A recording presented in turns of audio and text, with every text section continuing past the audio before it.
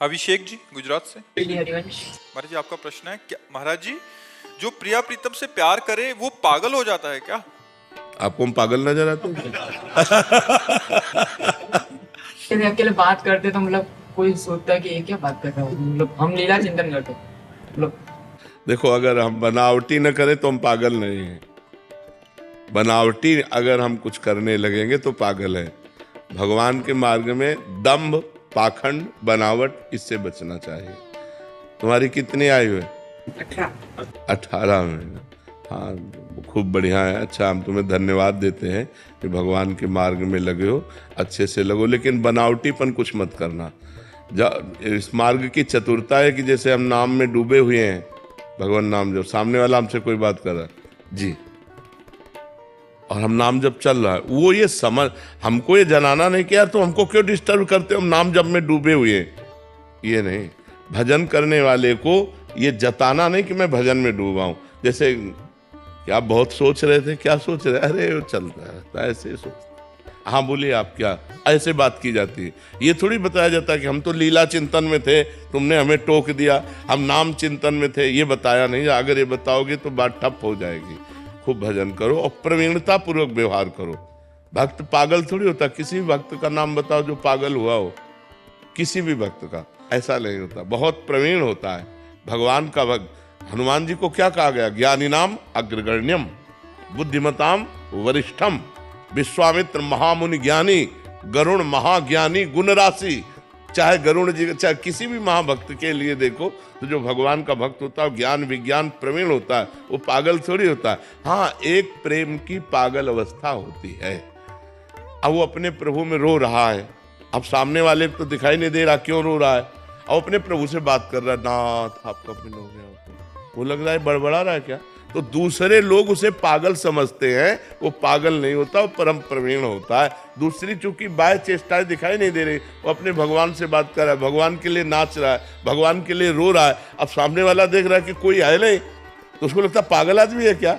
किसी से ऐसे ही बात करे, सामने कोई आदमी ना हो और ऐसे नाचे तो पागल नहीं लगेगा। सामने वाले को लगता है यार ये पागल आदमी, और उसके सामने भगवान खड़े, वो भगवान से बात कर रहा है, भगवान से चेष्टाएं कर रहा है, तो वो स्थिति को सामने वाले लोग पागल करने लगते। वो पागल नहीं होता, परम प्रवीण ज्ञानी महापुरुष होता है।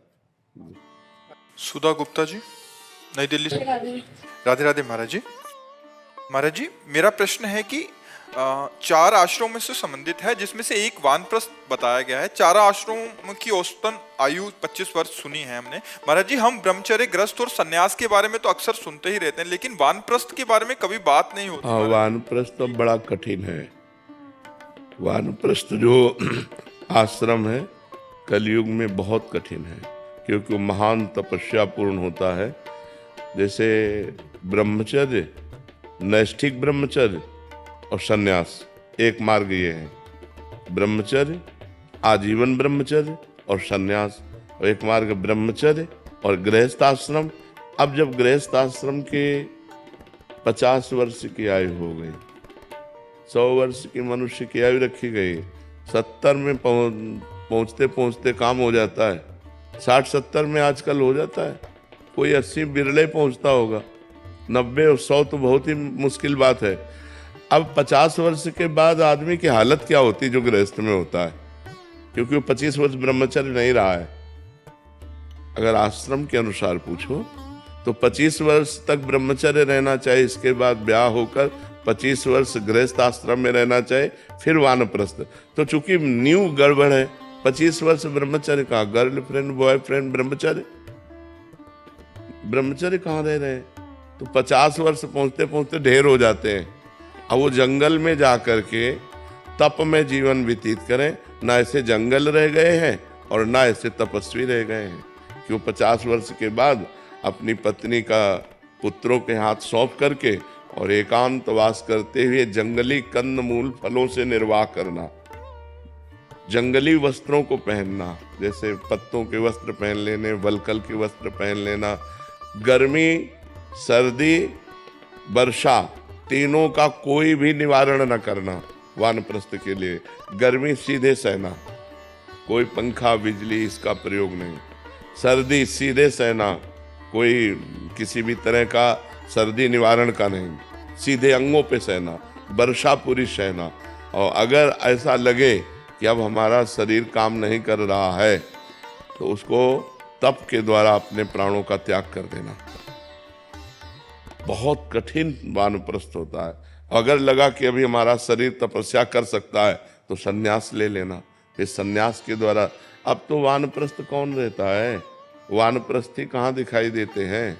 वानप्रस्थी बड़ी तप, भूमि में ही शयन करना, नंगे पैर चलना, बड़ा कठिन तप में जीवन होता है।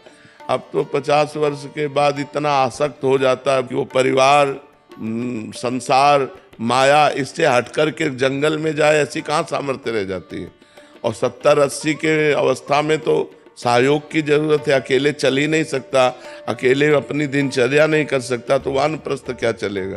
बहुत कठिन है वानप्रस्थ। और अब कहाँ वानप्रस्थ दिखाई देते हैं। सीधे गृहस्थ से संन्यास ले लिया, सीधे गृहस्थ से संन्यास लिया और आश्रमों में रह रहे। तपस्या और कष्ट कहाँ, तपस्या और कष्ट जब तक नहीं सहा जाता तब तक परमार्थ का प्रकाश भी नहीं होता है। तप में जीवन, भगवान के लिए कष्ट में जीवन, वो अब सब ग्रंथों में लिखा रह गया है। कोई कोई बिरला होगा जो चल रहा होगा, नहीं तो बहुत ऐसा। अब कहते हैं जवानी में भजन न करो, तो बुढ़ापे में पूछ लो कि कितना भजन करते हैं। अगर जीवन में भजन नहीं किया है, नाना प्रकार की चिंताएं होती हैं, इंद्रियां शिथिल हो जाती हैं, भजन में मन नहीं लगता। अब भजन में मन लगेगा। हम एक साधारण यंत्र चलाने की कहते हैं, हमने कभी पिस्तौल नहीं चलाई, छुई नहीं हाथ से। अब हमको आप पिस्तौल दे दीजिए तो हम चला पाएंगे क्या। जो कि एक प्राकृतिक यंत्र चलाना है। मन को परमात्मा में लगाने का अभ्यास नहीं किया तो बुढ़ापे में लगा लोगे आप, कैसे लगा लोगे। तो जवानी से जब हम सत्मार्ग शुरू करते हैं, भजन शुरू करते हैं, तब होता है। हमारे जो सनातन धर्म में है, पहला कदम है ब्रह्मचर्य। फिर चाहे तुम सन्यास की तरफ जाओ, चाहे गृहस्थी की तरफ जाओ, पहला कदम ब्रह्मचर्य। कौन चल रहा है ब्रह्मचर्य से? 13-13, 14-14 वर्ष के बच्चे बच्चियां अपने धर्म से भ्रष्ट हो रहे हैं। जिनको मतलब अभी बच्चा कहा गया है, वो धर्म से भ्रष्ट हो रहे हैं। हमारे सामने कितने ऐसे बच्चे आए जो 13 वर्ष के, हमके तो आश्चर्य हुआ कि ये तो तुम्हारी खेलने की अवस्था है, तुमको ऐसा ज्ञान कैसे। तो मोबाइल है, मोबाइल से सब ज्ञान हो रहा है। गंदे आचरणों में प्रवृत्ति 13-14 वर्ष के बच्चों की हो रही है, तो ब्रह्मचर्य कब रहेंगे। ब्रह्मचर्य, और जब ब्रह्मचर्य नहीं तो जब प्रथम ही सीढ़ी नहीं तो परमार्थ की चढ़ाई कौन चढ़ सकता है। फिर तो सब केवल बकवास बकवास रह जाता है। उपदेश सुनो, उपदेश करो, आचरण में उतारना बड़ा कठिन है। आचरण में उपदेश उतार लिए जाए तब तो महात्मा, तब तो गृहस्थी, नहीं तो आचरण में उतारना बड़ा कठिन। छोटे छोटे बच्चे बीड़ी फूकते हैं, सिगरेट फूकते हैं, हुक्का फूकते हैं, नौजवान होते हैं, ड्रग्स लेते हैं, नशा करते हैं, क्लब जाते हैं, गर्लफ्रेंड बॉयफ्रेंड, कितनी गंदगी समाज में फैल रही। आप देखो कितनी गंदापन फैल रहा है, इतना गंदापन फैल रहा है कि आज एक गृहस्थ चैन से नहीं है। जी आपने बोला अभी कि पुरुष अपनी पत्नी को पुत्र के साथ छोड़ के जाए, तो क्या वानप्रस्थ आश्रम सिर्फ पुरुषों के लिए बनाया गया था? अगर स्त्री पत्नी अपने पुत्र प्रेम त्याग कर सके, क्योंकि बहुत कठिन मार्ग है ना, तो माताओं बहनों को रहना बहुत कठिन है। वो अपने पुत्र संतान को त्याग करके रहना कठिन मानती है। अगर वो साथ जाना चाहे तो जा सकती है वानप्रस्थ में, अन्यथा वैसे बहुत कठिन है। इसलिए कठिन है कि जैसे जंगल में खुले में शयन करना, वल्कल वस्त्र पहनना, कंदमूल फल खाना, अब कहाँ कंदमूल फल रह गए। एक बेर भी जिसके पेड़ होगा ना, वो पैसे से बेच करके देने वाला होगा। आप पानी नहीं पी सकते, पानी नहीं पी सकते क्योंकि पीने लायक नहीं है, और बाहर ना कुआं रह गया है, ना हैंड पैप रह गए। वानप्रस्थ कैसे रहा जाए, आप विचार करके देखिए। एक जीने के लिए गंगा यमुना के जो पावन जल थे, जिनके पीने मात्र से समस्त पौष्टिकता अपने आप आ जाती थी, क्योंकि पहाड़ों से, जंगलों से खुली वायु के द्वारा। अब गटर का बड़ा बड़ा नाला जा रहा है, गंगा यमुना का पानी पीकर रह नहीं सकते, कुआं हैंडपैप रह नहीं गए, सरोवर नदी झील है नहीं कि हम पानी पिए। पानी नहीं है अगर पैसा नहीं है तो। वानप्रस्थ में पैसा स्पर्श करना पहले ही निषेध है, अर्थ का स्पर्श करना निषेध है। उसमें तो खुले बहुत फूस की झोपड़ी बना ले और उसमें रहे, ये सब सुविधाएं सब। जी इसमें एक प्रश्न था महाराज जी, ये उस समय जो गुरुजन थे, संत जन थे, उन्होंने एक शास्त्रीय विधान और एक मानव मर्यादा के लिए आश्रम बनाए थे। महाराज जी आज के समय में जो समय चल रहा तो है, वानप्रस्थ आपको देखने को नहीं मिलेगा। गृहस्थ से सीधे सन्यास, ब्रह्मचर्य से सीधे सन्यास, और सन्यासी बनकर आश्रम में रहना। तो महाराज जी आज के समय में कैसे संभव है कि भगवत प्राप्ति का मार्ग हम किस भाषा में डिवाइड? वानप्रस्थ से केवल थोड़ी भगवत प्राप्ति होती है। महाराज जी अभी क्या कैसे चले महाराज जी?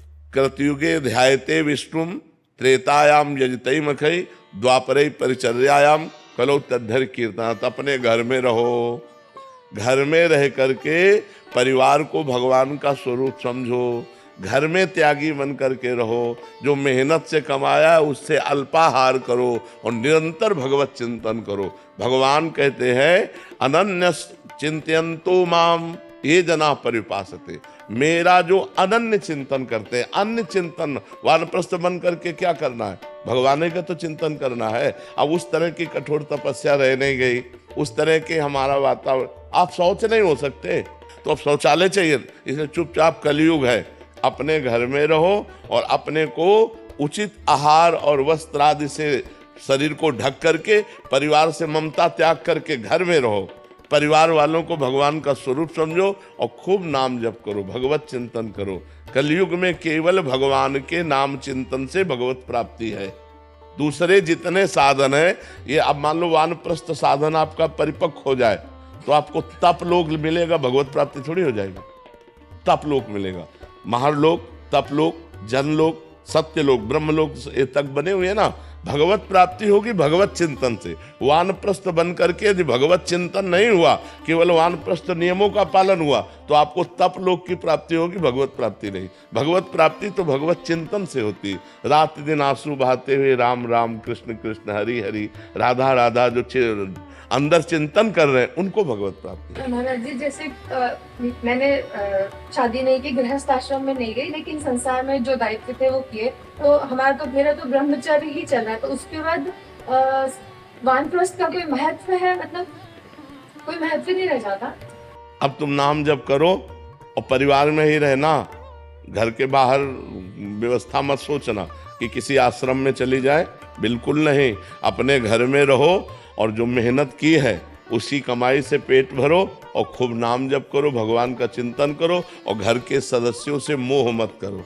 बस यही संन्यास होगा आपका। सच्ची हम बात कह रहे हैं। बिल्कुल किसी आश्रमों में जाके रहना या इस तरह का व्यवहार वो बहुत घाटे का है, बहुत घाटे का है। कलयुग है, बहुत घाटे का सौदा चल रहा है। विश्वास अंतर ध्यान होता चला जा रहा है। विश्वास जो है वो अंतर ध्यान होता चला जा रहा है। विश्वास हमारा बहुत डगमगा रहा है इस समय, क्योंकि पाए जान जगत में सब जन कपटी कुटिल कलयुगी टंचु। कपट का कलयुग का ऐसा प्रभाव बढ़ रहा है, सभा में हम कुछ और हैं और एकांत में हम कुछ और हैं। कपटी कुटिल कलयुगी टंचु, तो इह पर लोग सकल सुख पावत मेरी सो भैया कृष्ण गुण संचु। केवल भगवान की लीला गुण गाओ, भगवान का नाम जप करो, भगवान के चिंतन में अपने घर में रह करके। कि भगवत प्राप्ति नंगे उघारे रहने से नहीं होती, भगवत प्राप्ति भूखे रहने से नहीं होती, भगवत प्राप्ति भटकने से नहीं होती, भगवत प्राप्ति चिंतन से होती। दवा है, भोजन है, शरीर के निर्वाह की व्यवस्था है, उसके बिना जी नहीं सकते और जिए बिना भजन नहीं हो सकता। इसलिए दोनों बातें आओ, तो आपको घर छोड़ने की जरूरत नहीं। घर में रह करके पवित्र आचरण करते हुए परिवार से मोह रहित होकर भजन करो, इसी से भगवत प्राप्ति। सिद्धि काबरा जी पूना से। राधे राधे राधे गुरुदेव। गुरुदेव आपके चरणों में कोटि कोटि प्रणाम। गुरुदेव भगवान से जुड़ने के लिए सबसे अच्छा तरीका क्या है महाराज जी? भगवान की शरण में हो जाना, अंदर से भगवान की शरण में हो जाना। जब हम मूर्छित होते हैं तब हम कुछ नहीं कर सकते, जब हम भारी विपत्ति में बुद्धि चकरा जाती तब कुछ नहीं कर सकते, कई ऐसी दुख की परिस्थितियां आती हैं जिसमें हम कुछ नहीं कर सकते, उस समय आश्रय काम करता है, भगवद आश्रय। और भगवद आश्रय को तत्काल भगवान स्वीकार करते हैं।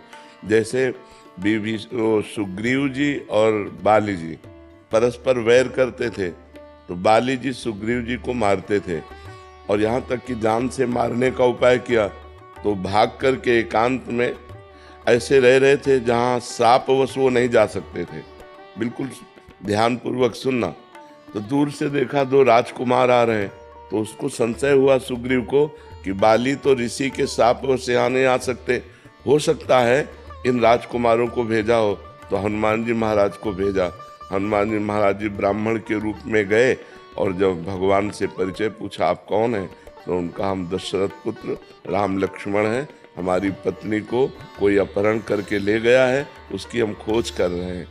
तो हनुमान जी महाराज चरणों में गिरे, अपने प्रभु को पहचान करके और अपने कांधे पे बैठाल करके लाए। तो सुग्रीव दूर से ही देख के समझ गए कि मित्र पक्ष है, क्योंकि कांधे पे बैठाल के ला रहे हैं। अब सुग्रीव जी ने आज तक कोई भगवान की प्राप्ति का साधन नहीं किया था। भगवान और सुग्रीव जी को हनुमान जी मिला रहे हैं, मतलब भक्त के द्वारा भगवान की आश्रय वृत्ति प्राप्त होती है।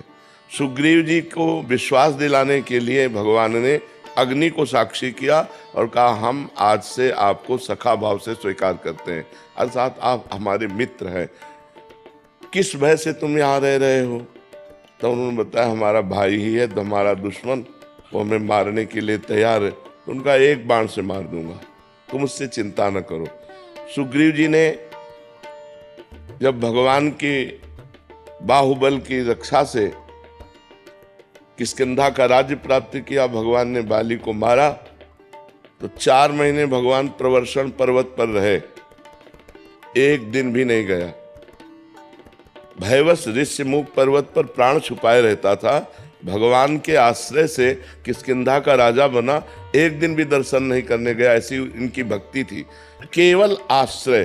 तो जब बाली को भगवान ने मारा तो बाली ने पूछा, मैं बैरी सुग्रीव प्यारा, कारण कवन नाथ में मारा, मैं आपका दुश्मन हो गया और सुग्रीव आपका प्रिय हो गया, ऐसा क्या? हम दोनों भाई हैं, जानते हम कितने भजनानंदी हैं, हमने कोई साधन भजन नहीं किया, इसने कोई साधन भजन नहीं किया, आपने मुझे क्यों मारा, इसका पक्ष क्यों लिया?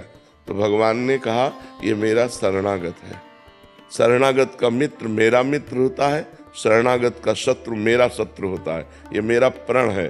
तो आश्रय मात्र से भगवत प्रीता प्राप्त होती है, अन्य साधन फिर धीरे धीरे मात्र से भगवत प्रीता प्राप्त होती है, अन्य साधन फिर धीरे धीरे हम करते रहें, लेकिन हृदय से जब हम भगवान को अपना मानने लगते हैं, हे भगवान मैं आपका और आप मेरे, भगवान मेरे मैं भगवान का, मैं किसी का नहीं, भगवान का, सिर्फ इतनी बात हृदय में आ जाए तो सहज में भगवत प्राप्ति हो जाए, सहज में भगवत। पर ये आना बड़ा कठिन है, क्योंकि जब तक सबकी ममता ताग बटोरी, मम पद मन ही बांध बर डोरी, तब तक बात नहीं बनेगी। सबसे प्यार समेटकर एकमात्र भगवान के चरणों में जब तक अर्पित नहीं किया जाता, तब तक आश्रय पुष्ट नहीं होता।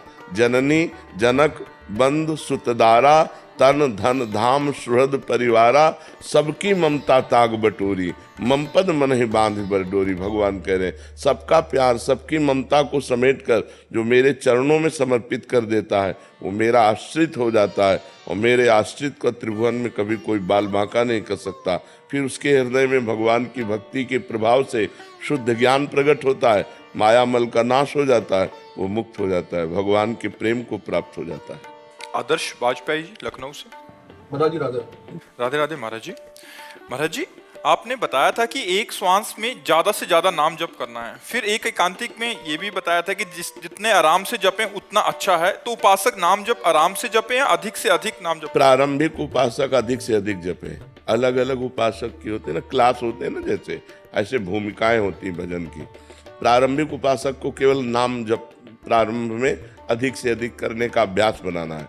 फिर मन जब हम अधिक नाम जप करने लगते हैं तो अवसर पाकर वो भागता है, राधा राधा राधा राधा राधा राधा राधा। अब वो अपना काम शुरू किए हुए, अब हमको उसके काम को बंद करना है, उसको यहीं लगाना है। तो बार बार मन जहाँ भाग कर जाए वहाँ से हटा के नाम में लगावें, इसलिए अब हमको धीमी गति पकड़नी है। राधा राधा राधा, अब हमारे सामने लिखा राधा, हमारे कान ने सुना अंदर से राधा, हृदय से बोल रहे हैं राधा, अब मन को भागने का अवसर नहीं मिला। शुरुआत में ही साधक मन पर सवार थोड़ी हो जाएगा। अगर मन पर सवार होने को सोचेगा तो नाम छूट जाएगा। तो पहले नाम का इतना अभ्यास करें कि उसकी नाम जिह्वा में बसने लगे, फिर उस नाम का ध्यान और नाम का श्रवण, तो मन को घसीट कर नाम, मन ही बंधन और मोक्ष का कारण है। विषय चिंतन में लगा हुआ मन बंधन का कारण है और भगवत चिंतन में लगा हुआ मन मोक्ष का कारण है। तो प्रारंभिक दशा में हम ये क्रिया नहीं करते।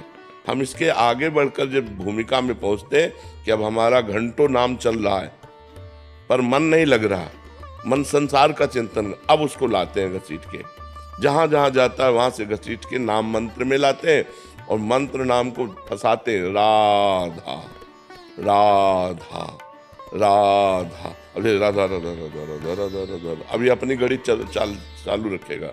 भूत भविष्य की चिंता, आए हुए अंदर के गंदे संस्कार, वो सब वो दिखाएगा सामने। हमसे कहेगा छोड़ो नाम और इनमें लगो, लेकिन हमको इसकी बात पर नहीं लगना। धीरे धीरे इसको फंसाना है मन को। वो मन जहाँ भगवान में लग गया तो इतना आनंद प्राप्त होता है, वो आनंद किसी विषय में नहीं है। देखो यहाँ जो कुछ भी है सब नाशवान है, एक सेकंड में सब छूट जाना है। हमारी श्वास रुकी कि हमारा शरीर छूटा, बैंक बैलेंस छूटा, पढ़ाई छूटी, पदाधिकार छूटा, मित्र शत्रु सब एक सेकंड में छूट जाएगा। हमारे साथ क्या जाएगा? हम तो रहेंगे ना, शरीर छूट जाएगा, हम तो रहेंगे। अब हमारे पास यदि पुण्य बल नहीं है, भजन बल नहीं है, तो कुंवर बने कि कुत्ता बने, क्या बने पता नहीं। 84 लाख योनियां हैं। तो हमको इस जीवन में, जीवन के बाद, ये केवल भारत में ही है, ये भारत भूमि के ब्रह्म ऋषियों का शोध है और बाहर कहीं नहीं। बाहर तो खाओ पियो, कमाओ खाओ, भोगो, जितना भोग लो, बस बहुत बहुत मरने के बाद स्वर्ग नर्क, इसके बाद कुछ नहीं। मोक्ष, परम पदवी, प्रेम, ये तो ब्रह्म ऋषियों की, भारत के ब्रह्म ऋषियों की है। तो हम मरने के बाद का क्या कर रहे हैं? 60-70 वर्ष की आयु है, 20 वर्ष जवानी के ऐसे तूफान के आते हैं जिनमें हम कुछ समझ ही नहीं पाते हैं। पीछे के बच्चापन की अवस्था में तो बेसुधी होती है, बुढ़ापे में कुछ कर नहीं सकते। तो अवस्था कब है जब हम अपने मरने के बाद के लिए करें? विचार करो। आधा जीवन तो हमारा सोने और मनोरंजन में चला जाता है, जो आधा जीवन है वो कमाने और खाने और भोगने में चला जाता है। हमारे पास समय कब है? अगर हम सावधान न रहे तो माया हमारे पूरे जीवन को व्यर्थ कर देगी और अगला जन्म फिर हमें नीच योनियों में प्राप्त होगा। और अभी कलिकाल का हम ज़्यादा वर्ष तो नहीं देखे, 40 वर्ष देखे, क्योंकि 10-15 वर्ष में तो चेतना जागृत होती है, जानकारी होती है अच्छे बुरे की, क्या चल रहा है क्या नहीं। 13 वर्ष में बाबा जी बन गए थे, तो 40 वर्ष का तुम्हें ध्यान है। इतना बड़ा परिवर्तन 40 वर्ष में हुआ है कि गंदगी ही गंदगी फैलती चली जा रही है, गंदगी ही फैलती चली जा रही है। नए नए बच्चे, छोटे छोटे बच्चे इतने गंदी आदतों के शिकार होते चले जा रहे हैं जो कभी स्वप्न में भी नहीं सोचा गया था। नई नई बच्चियां ऐसी गंदी हरकतों से युक्त होती जा रहे हैं जो कहीं कहीं गुंजाइश ही नहीं थी। ब्याह भले 14-15 में हो जाए, गमन होता था 20 वर्ष में, बड़ी पवित्रता, पातिव्रत धर्म, सत्यता। अब क्या गंदगी! 13 वर्ष से लेकर 20 वर्ष का बच्चा संपूर्ण ज्ञान रखता है संसार का, और इतना व्यभिचार परायण कि 10-20 बॉयफ्रेंड बदल जाते हैं। नहीं बदल जाते, वो व्यभिचारी पुरुष 10 स्त्रियों से, अभी 20 वर्ष का हुआ है और 10 लड़कियों से, ये क्या! तो कलयुग अभी भजन करने का कुछ अवसर रह गया है, आगे और ऐसा अवसर आएगा, भजन पूजन स्वाहा स्वधा। अब यज्ञ कहाँ हो रही है? रोज पंचयज्ञ करने का अधिकार, रोज त्रिकाल संध्या का अधिकार, तब कहाँ गया? सब खो गया। रोज शास्त्र स्वाध्याय, रोज दान पुण्य, नियम पूर्वक दान पुण्य, नियम पूर्वक दूसरों की, ये सब कहाँ गया? किसी तरह हमारी वासनाओं की पूर्ति हो, ये वृत्तियां चल रही हैं। तो भगवत प्राप्ति करने का अवसर इस मनुष्य जीवन में है। बहुत सावधानी पूर्वक हम चलें, परोपकार करें, मांस मदिरा इनका सेवन न करें, पराई माता बहनों के साथ बेविचार वृत्ति न रखें, नाम जप करें तो हो सके। और भी कलयुग के 5000 वर्ष से कुछ ऊपर हुए हैं, 4,32,000 वर्ष की आयु, हाहाकार मच जाएगा। अभी तो 32,000 में नहीं पहुंचा, अभी तो घुटनों के बल चल रहा है। थोड़ा जवान होने दो, फिर देखना भा भ्रष्टाचारा सब संसारा, धर्म सुने नहीं काना, कान से धर्म नहीं सुनाई देगा। आगे समय आएगा ऐसा कि अगर जो भगवान और धर्म की चर्चा करेगा मार दिया जाएगा, पापाचरण की वृद्धि हो जाएगी। 40 वर्ष में हम बड़ा परिवर्तन देख रहे हैं। छोटे छोटे बच्चे मोबाइल से सब कुछ उनको पता है, सब कुछ पता है, सब सर्च कर लेते हैं और सब कुछ उनको पता है, जिससे उनकी बुद्धि प्राकृतिक माया में आकर्षित होकर के सतमार्ग का त्याग प्रारंभ से ही कर देती है। प्रारंभ से ही झूठ बोलना, प्रारंभ से ही असत क्रीड़ाओं को देखना, प्रारंभ से ही गंदे खेलों को करना, ये छोटे छोटे बच्चों में पाया जा रहा है। इसलिए बहुत सावधानी पूर्वक अगर जो बचा पावे अपने मन को और प्रभु में लगा पावे तो धन्याति धन्य जीवन है, नहीं तो सब व्यर्थ जीवन है। तो अगर हम धीरे धीरे से मन को नाम में फंसा पा जाएं तो हम विजयी हो जाएंगे। नहीं तो जबान से नाम चल रहा है, अंगुली माला में चल रही, मन संसार में चल रहा है। जब तीनों का एक मिश्रण हो जाए, जो अंगुली में, वही जबान में और वही हमारे मन में, तब भगवत प्राप्ति होती है। संदीप जी दिल्ली से।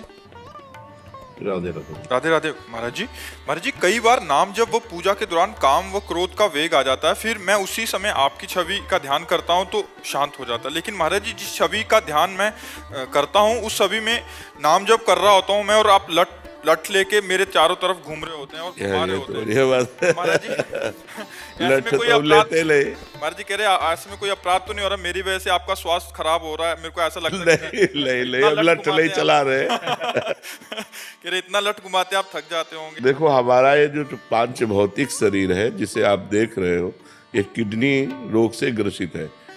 इसके बल से हम नहीं हैं, हम श्री जी के बल से। ये बल तो खत्म हो चुका है, रोज डायलिसिस, ये वो, ये परेशानी, वो परेशानी। हम इस बल से नहीं हैं, हम भागवतिक बल से, हम प्रियाजू के बल से हैं। जो चर्चा होती, जो भी दिनचर्या होती है और जिनको भी मंगल में लाभ प्राप्त हो रहा है, वो प्रियाजू से प्राप्त हो रहा है। ये सामने एक पांच भौतिक शरीर बैठा हुआ है, इसमें कोई दम नहीं है। दम है तो प्रभु में है, वो उन्हीं के बल से सबका मंगल होगा। उन्हीं के बल से जो ये बात सोचेगा, जैसे आप सोचे तो काम क्रोध के समय अगर ध्यान करोगे तो ध्यान मूलम गुरु मूर्ति, पूजा मूलम गुरु पदम, मंत्र मूलम गुरु वाक्यम, मोक्ष मूलम गुरु कृपा, तो वही भगवत तत्व हमारा रूप धारण करके आपकी रक्षा करेगा। क्योंकि जा पर जेह कर सत्य सनेहु, सोते ही मिले न कछु संदेहु। अगर आपका ये भाव बन जाए कि साक्षात परब्रह्म परमात्मा ये गुरु रूप धारण किए, तो आपकी वैसे ही रक्षा होने लगेगी जैसे भगवान करते हैं। गुरु ब्रह्मा गुरु विष्णु गुरुदेव महेश्वरा, गुरु साक्षात परब्रह्म तस्मै श्री गुरुवे नमः। तो परब्रह्म सर्वत्र व्याप्त है और आपने इस रूप की चाह की तो वही रूप धारण करके आपकी काम क्रोध से क्या, जन्म मृत्यु से रक्षा कर लेगा। खूब नाम जप करो, खूब भगवत चिंतन करो।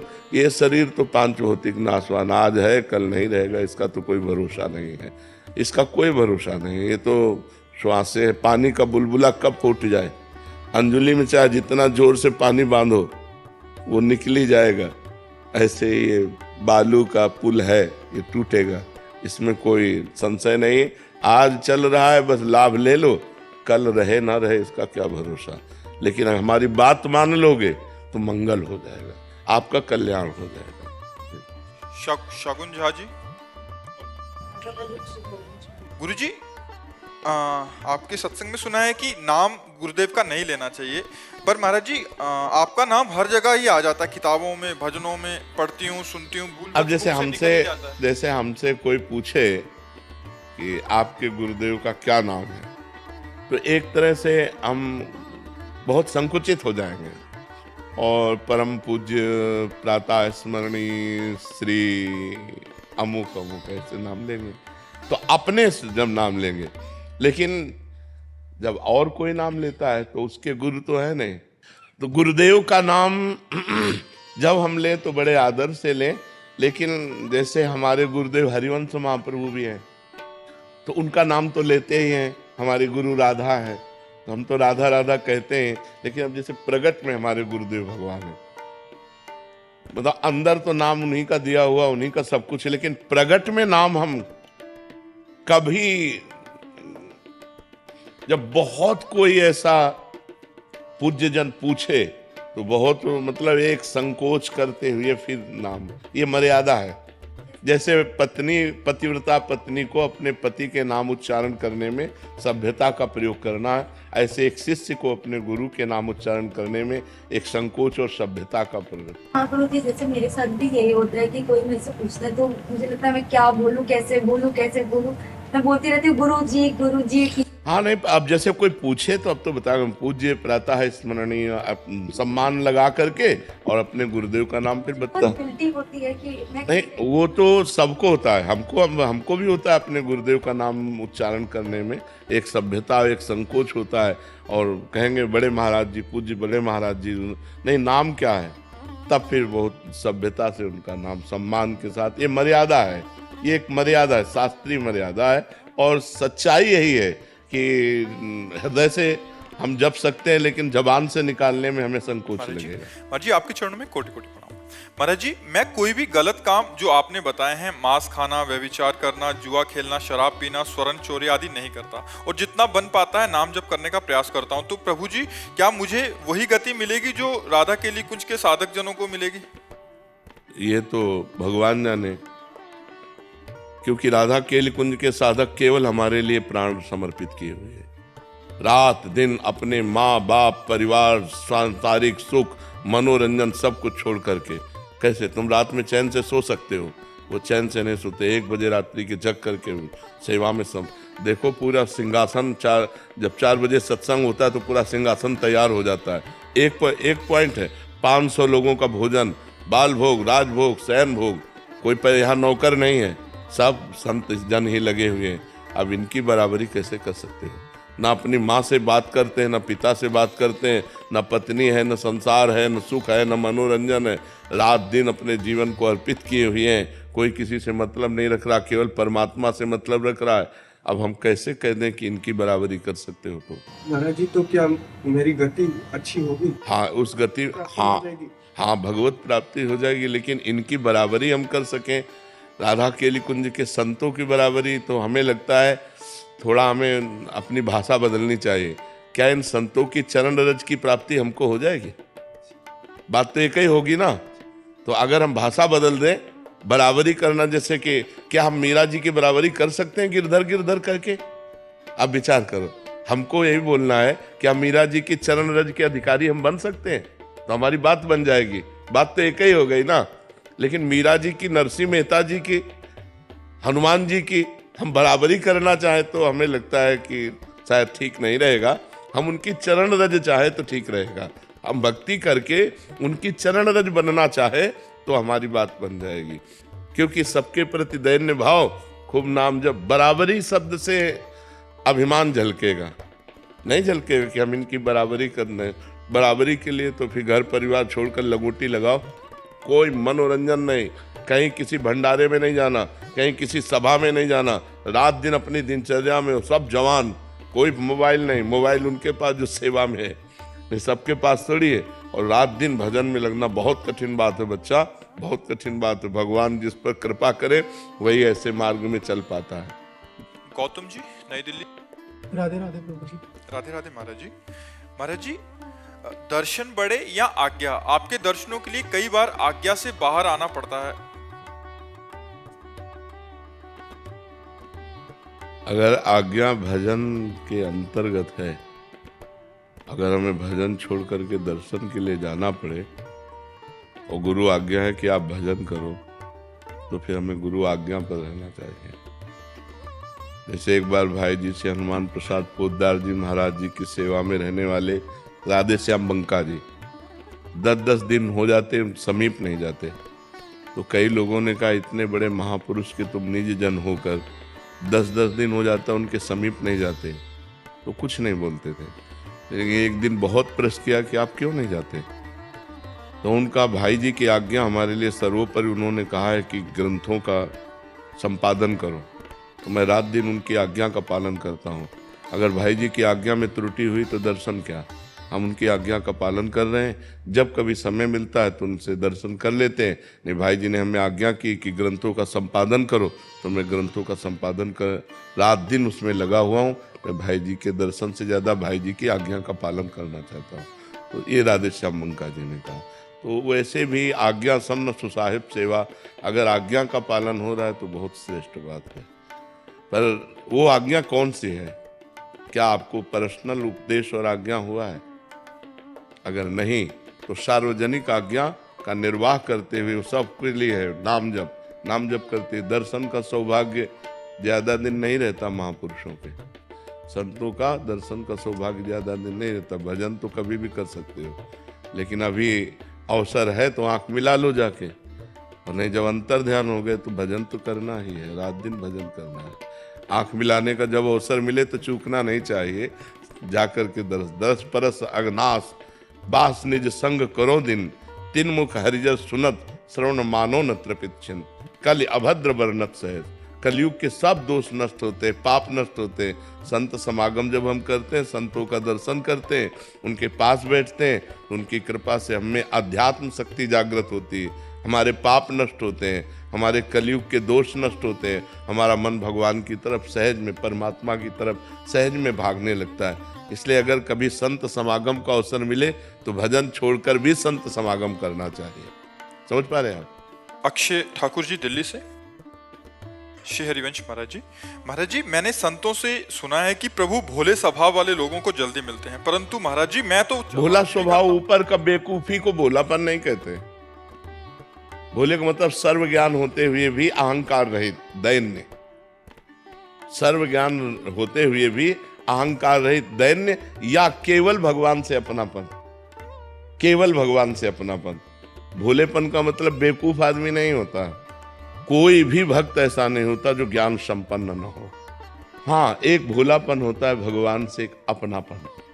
भगवान मेरी माँ, भगवान मेरे पिता, भगवान मेरे दोस्त, भगवान मेरे, तो वो भोलापन जो है वो परम पवित्र उच्च कोटि का होता है। बेवकूफी को भोलापन नहीं कहते। महाराज जी इनका प्रश्न आगे वो ये तो महाराज जी ये कह रहे हैं कि जब हम अपनी ओर देखते हैं तो बहुत चालाक नजर आते हैं, बहुत झूठ भी बोल देते हैं, और बहुत हम में तो मतलब छल कपट सब दिखता है। हाँ, ये भाव बहुत सुंदर भाव है, ये भाव होना ही चाहिए। अपने में दोष दर्शन होने से भगवान की कृपा प्राप्त, ऐसे में हमें कैसे प्रभु की हम कृपा प्राप्त हो जाएगी। जब हम अपने को दोषी मानते हैं तो दोषी मान के भगवान की शरण में होते हैं तो भगवान की कृपा प्राप्त हो जाती है। अपने अंदर ये बात जब रहे कि हम भगवान के योग्य नहीं हैं, ये तो भगवान की कृपा है कि उन्होंने हमें स्वीकार कर लिया है। हमारे अंदर तो बहुत से दोष हैं, तो इससे भगवत कृपा प्राप्त होती है। जीव भगवान की कृपा का अधिकारी हो जाता है, ये जरूर होना चाहिए। देखो हनुमान जी महाराज परम ज्ञानी महापुरुष हैं, और कह रहे असमय अधम सखा सुनु मोहू पर रघुवीर। मैं इतना अधम हूँ फिर भी भगवान की हम पर कृपा है। सबरी जी इतनी महान भक्ता है, और कह रहे अधम ते अधम अधम अति नारी, तिनमा मैं मतिमंद अघारी। मैं तो अधम, स्त्रियों में भी अधम, भीलनी जाति की उसमें भी अधम। ऐसा भक्तों के अंदर भाव ये रहता है कि मैं बहुत नीच हूँ, और तभी उस महान परमात्मा को रिझा पाते हैं जब अपने में दैन्य भाव रहता है। सबसे अपने को नीचा समझना, सबसे छोटा समझ, तृणादपि सुनीचेन, यहाँ तक कि तृण से भी अपने को नीच समझना है। तृणते नीच अपन पो का, शुभ और अशुभ न जान नहीं। समझ रहे हो ना? आदित्य जी मध्य प्रदेश। महाराज जी राधे राधे।